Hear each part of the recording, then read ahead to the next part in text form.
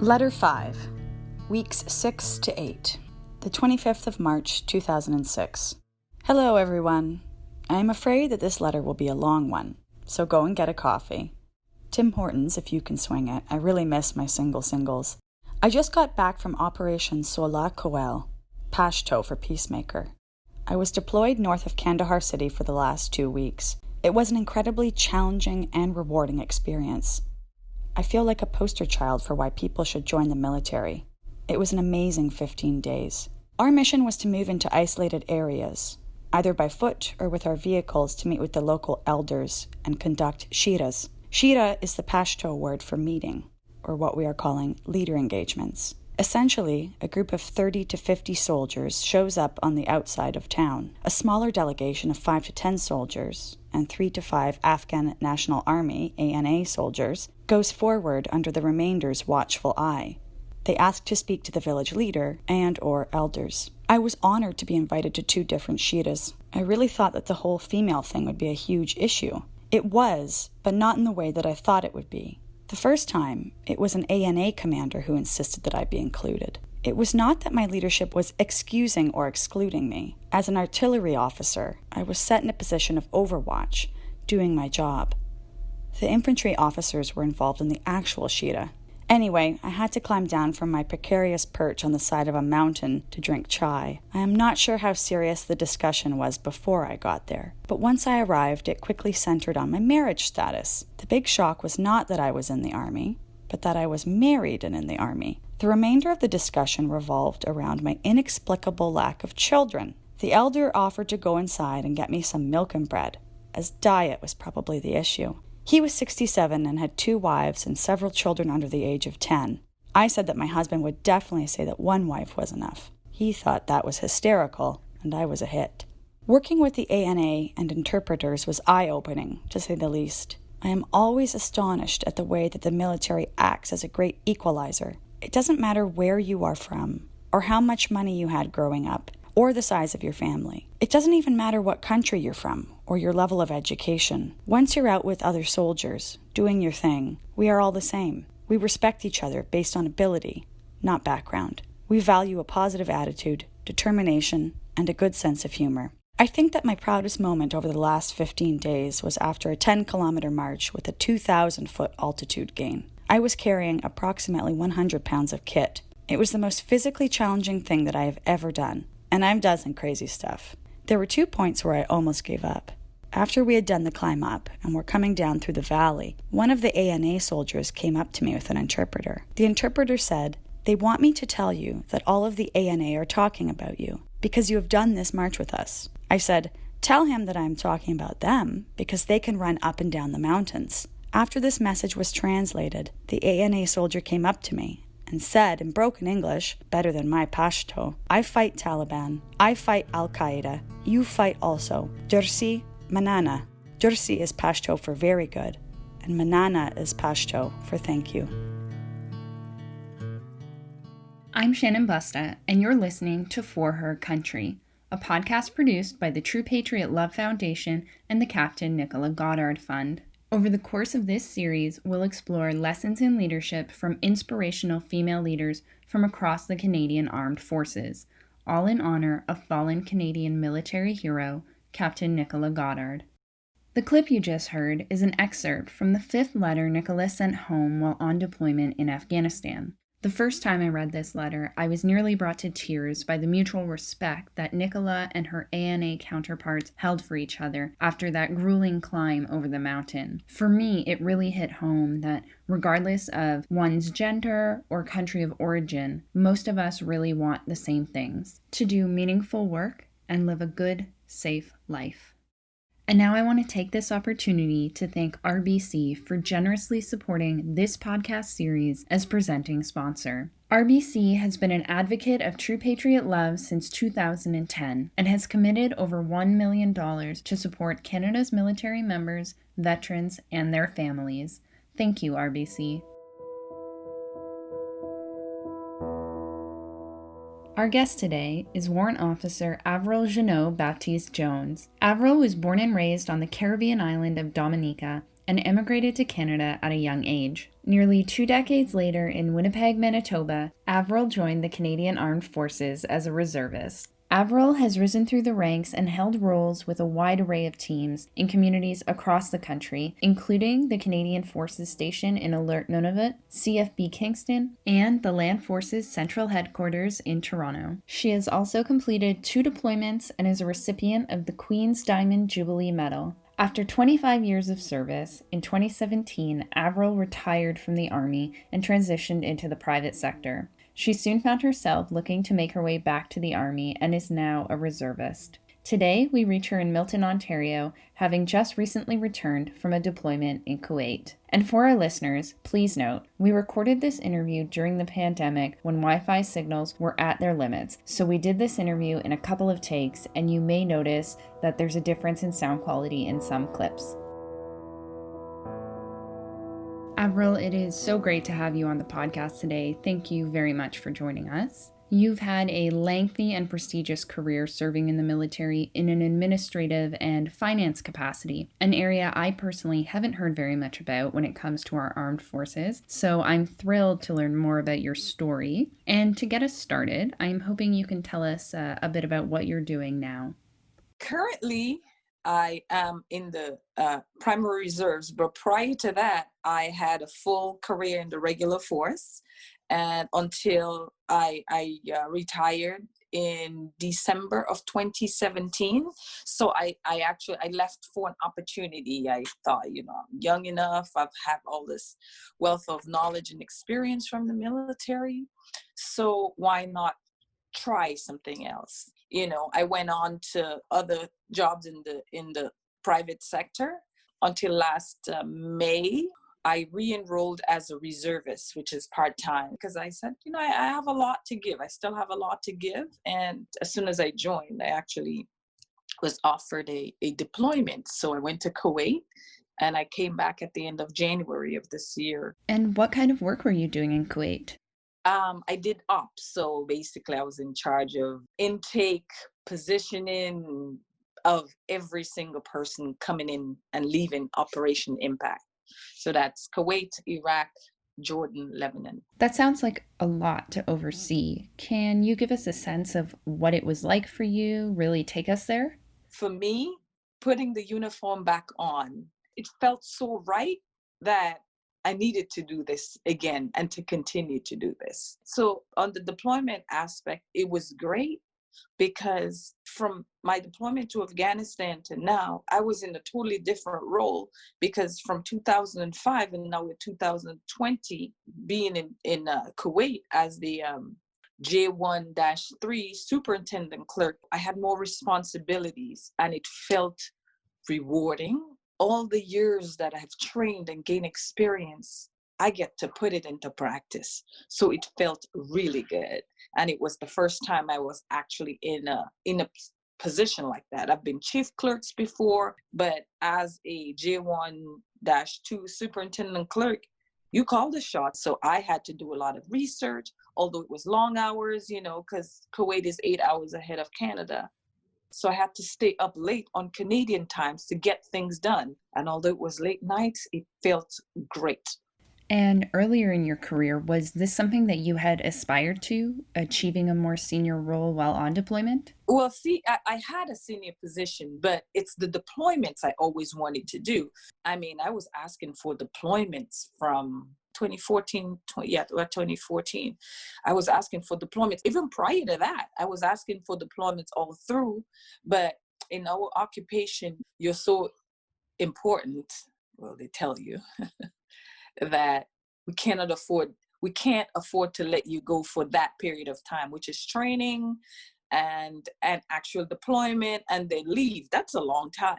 Can you give us a sense of the time commitment that you're talking about here? So say you go deploy with a battle group. So that could involve 3 months of training, right? And then pre-deployment leave. So let's say 3 months altogether, right? There's 6 months of deployment, sometimes 7. So that's already 10 months. And then you have post-deployment leave. So technically you could be gone for 1 year. So that's 1 year without having their main person in charge of administration. And a lot of units don't do it. This is something I always wanted to do. So it's not about the responsibility or the higher role. It was more, I want to deploy, so the minute I joined the reserves, it was, oh, well, the opportunity for deployments are endless now. So you actually had to re-enlist as a reservist in order to achieve your goal of deploying. I'm so glad that it actually worked out for you. And how did you maintain your purpose and your motivation while repeatedly being denied something that you were working so hard for and that you had set up as a goal for yourself? It's deep why I stayed motivated. I mean, I was born in the Caribbean. I grew up in the time of colorisms and color lines, as in how dark you are or how light you are, that kind of thing. What's your last name? Who do you know in positions of influence? It was that type of thing. So when I came to Canada as a young girl, suddenly it was a level playing field. Everyone had the opportunity to succeed. I came to Canada, then I joined the military, and it was like, oh, well, it's not the color of your skin. If you have it to succeed, you will succeed. If you work hard, you will succeed. So to keep me motivated, hey, it was like, there's people out there that have it worse, that don't even have an opportunity to have a full-time job. I kind of see it as ungrateful to a country that gave me so much. So I was just going to keep asking until they got tired of me. I find it so impressive and inspirational that you were able to take that position and still maintain your motivation and determination while you waited for that opportunity to arise. So let's take a step back now. Can you tell us a bit about growing up and coming to Canada? We'd love to hear your origin story. Can you tell us how it all began for you? Well, I moved to Canada in 1986, but my dad lived in Canada since I was a year old. So I was born in Dominica. Dominica is a small island in the Caribbean, in between Martinique and Guadeloupe. In 1978, he sponsored me. So I came to Canada originally in 1978, but then I was 8 years old already. I had a bond with my mother. My mother was a single mom. She just had the two of us, my brother and I. And I missed my mother. I was really having a hard time with my new life. And then one day my dad, talked to my mother and say, I don't think she's enjoying this. And she said, yes, just send her back. And then that was it. I went back to Dominica, and I attribute my life, who I am today, for those 8 years. Those 8 years made me. Can you expand on that for us? How exactly did they make you? I spent those years growing up. I became a woman with a mother to guide me in Dominica. My mother taught me the morals and values, the telling the truth, being honest with people, working hard for what you want. Those 8 years built on what I am today. And in 1986, when it was time to go again, now I believe in my heart I was equipped to face the world. It's so fortunate that you were able to get a redo for this decision that your parents had made that ultimately wasn't right for you. I loved what you call it, a redo. It was indeed a redo. It was a redo. The other danger was coming back to Canada as a teenager. You become a statistic. Coming from the island, there's so much life, so much things, so much influence. I could have fell back. I could have fallen into any one of these negative statistics, but because of the groundwork my mother laid, you have a chance now to make something amazing out of yourself, and that's what I did. I'm Catherine Rusk. Captain Nicola Goddard was my sister, and I'd like to make a request. Military service can bring great challenges and sacrifices. Women in particular can face unique issues. Help True Patriot Love and the Captain Nicola Goddard Fund support Canada's servicewomen, veteran women, and their families. True Patriot Love Foundation is a national organization that supports the military and veteran community by funding critical programs across the country. Please consider donating today towards their mission at tplgoddardfund.com. No donation is too small. On behalf of my family and the Captain Nicola Goddard Fund, we thank you for your support. This episode is sponsored by Susan MacArthur and Mackenzie Investments. Mackenzie has been a proud supporter of True Patriot Love since 2010, and we thank them for sponsoring today's episode. So you're back in Canada and you're far better prepared to make a life here. It sounds like you were very determined as well. And so how did this do-over end up playing out for you? 4 years after being in Toronto, I had to go to Winnipeg. I guess my time in Toronto had come to an end. I was told I was a liability. I was told I was good for nothing. I was told that I need to go get some hard work to do. It was disappointing, but I saw Winnipeg as a little bit of a light. So I got to Winnipeg, and I made friends. I got a part-time job. And a year after being with the relative in Winnipeg, I moved out on my own because the negativity carried on. I came with a cloud of negative that I guess to some people I needed to be fixed. And moved out on my own. I had nothing but my clothes, but I was happy. But in that, I was searching for what I wanted to do with my life. What an adventure for a young person, and good for you for taking control of your situation and taking charge of your life. So now that you have your own apartment, you're starting to make friends, how did you find your way to the military? I had a friend in the U.S. military, the Air Force, and he says, "Hey, why don't you try the military?" I'm like, "The military? Me? Oh." I said, I'm not, I don't think I can measure up to what a female in the military, is. Like, say, I've seen the movies, I've seen pictures. I am not that. I am not the picture of what a female in the military is. I said, I like dresses and high heels and purses, and I like to look pretty. I like to look girly. I like to be girly. That's not a soldier. So we go to the base in North Dakota, and then it was Grand Forks Air Force Base, and I would see females in the military, Air Force. I'm like, okay, I would see them, and I'll picture myself in uniform too. I'm like, well, she's kind of girly like me, and yeah, okay. So I went to the recruiting center then. Walked into the recruiting center. I was like, okay, I'm going to do this, did the application. But then I went to the recruiting center looking for someone that looked like me. I was looking for a Black woman with natural hair or anything, light skin, dark skin, it didn't matter. I just wanted to see a Black woman, a Black person, somebody of color, just so I could feel a little bit of, okay, acceptance of some sort. So on my way home, I was taking the bus way back to my apartment, and I crossed the street, and there's a girl standing at the bus stop in an Air Force uniform. And I was like, I ran to talk to her. I'm like, oh, you're in the military? She's like, yeah, I'm in the reserves. I'm like, oh, wow. So tell me what it's like. And a bus is coming. And she's like, oh, it's great. I said, how do they treat you as a Black girl? And she had hair like me and everything. She's like, no, it's great. So that was my confirmation. I'm like, boldly, I went in and everything. So she was in the Air Force. My friend in the U.S. is in the Air Force. So I'm like, Air Force. That's all I know, right? Air Force. I'm going to join the Air Force. So the day comes, I picked my uniform, my elements, going to be air. And then this girl comes out from behind the desk. Her pants are like floods. Her boots are kind of showing. You see a little bit of her socks. I was like, oh, okay. Is it it? Is that it?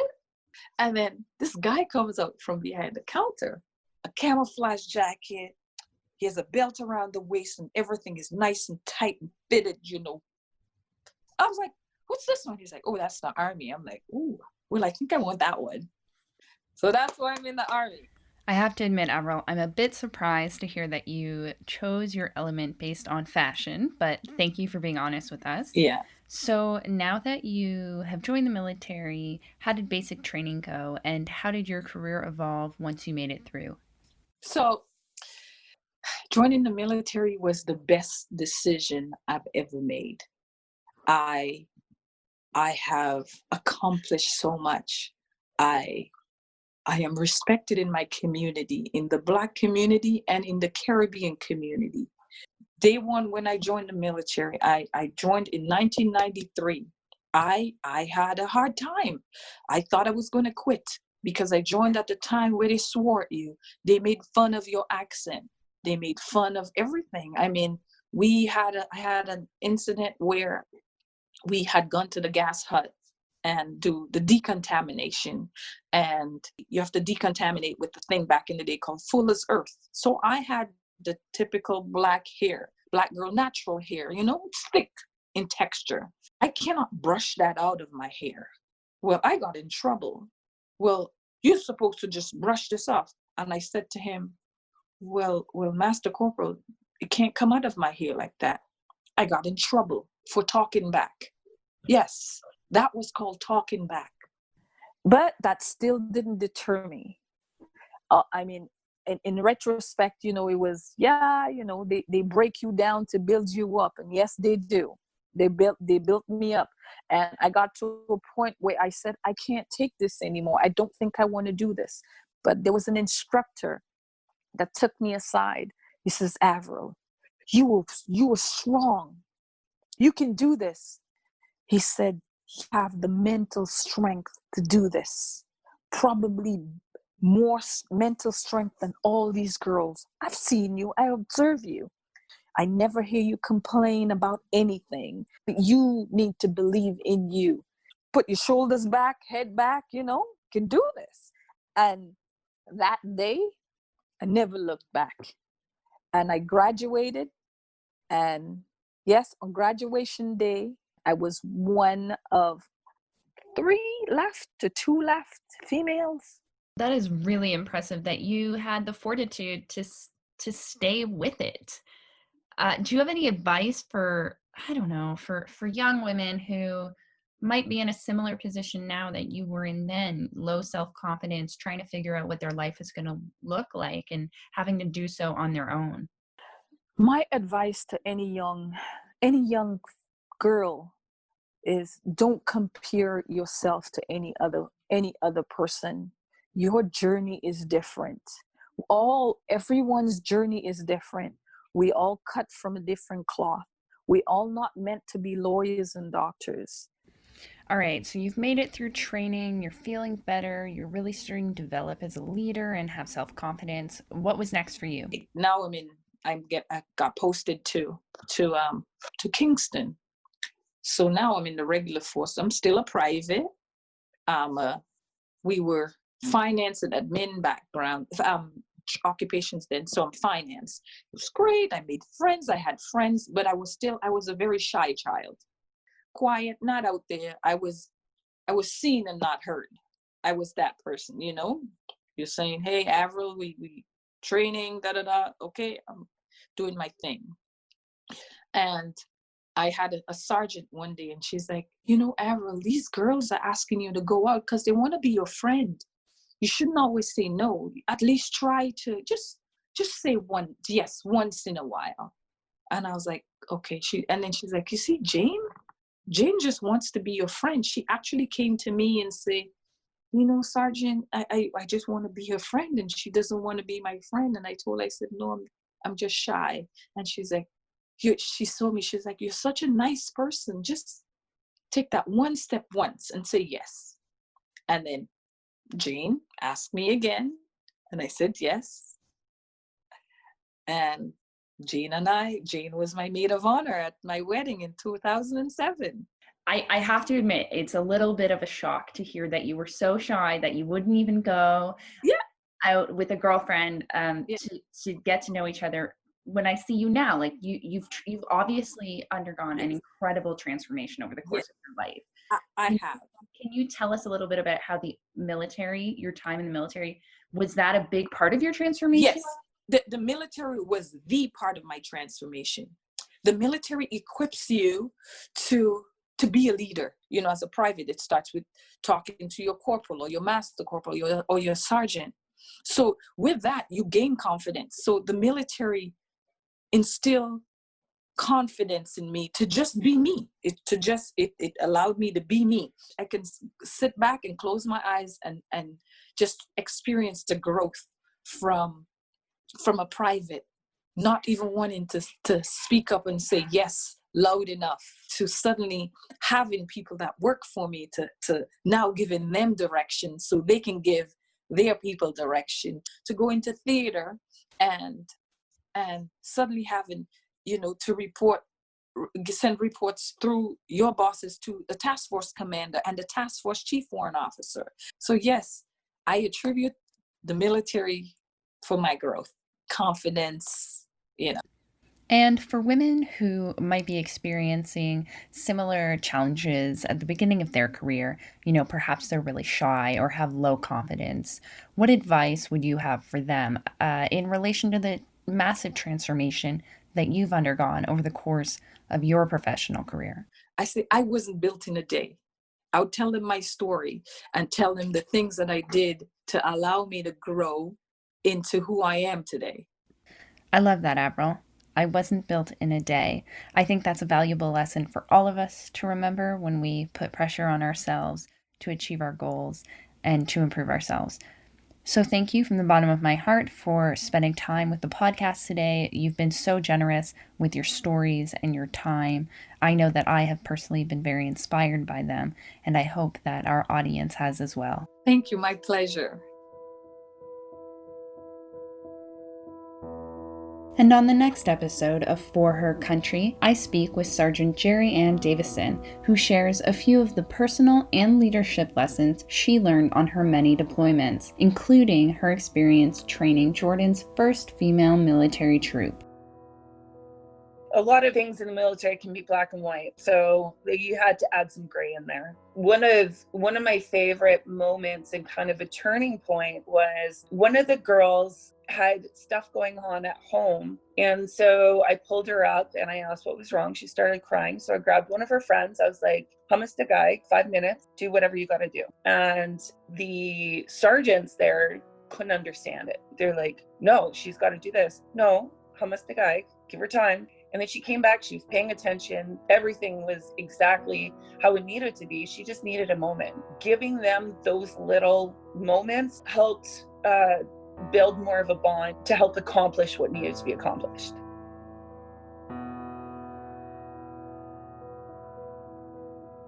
For Her Country is hosted by me, Shannon Busta. It is written and produced by me and Katrina Bolak. Our music is by Whiskey Wolf and Oceanic Piano. A special thank you to Catherine Rusk and the Goddard family and the team at True Patriot Love for their support throughout this project. And thank you to our series sponsor, RBC, and our episode sponsor, Susan MacArthur and Mackenzie Investments. The letter shared in this episode is from the biography Canada's Daughter, written by Sally Goddard. You can find it on Amazon. It was read by Anna Maximiu.